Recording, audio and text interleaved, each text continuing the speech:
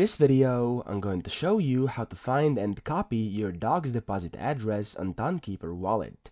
So once you're inside your Tonkeeper wallet, you should be able to see your dog's coins down here, as you can see, where there's Toncoin and USDT for me, in case you have ever before withdrawn dogs from the dogs bot inside Telegram to your Tonkeeper wallet. If you haven't ever done this, there's actually an easy way on how to get your dog's deposit address, and that is to simply go to the wallet section of your Tonkeeper wallet and press receive in the top middle. So click on receive.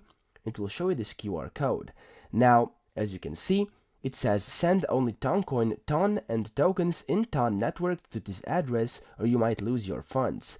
Now, you simply want to press copy over here, and it will say address copied at the top of your screen. And then what you want to do is go inside your Telegram, inside the dogs bot, and open it up. Wait for it to load up.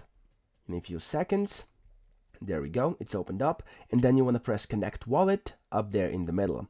And once you press connect wallet, you'll be able to select which wallet you would like to connect. So in a second here, when this opens up, there we go, you want to select Tonkeeper, which is the first option down left.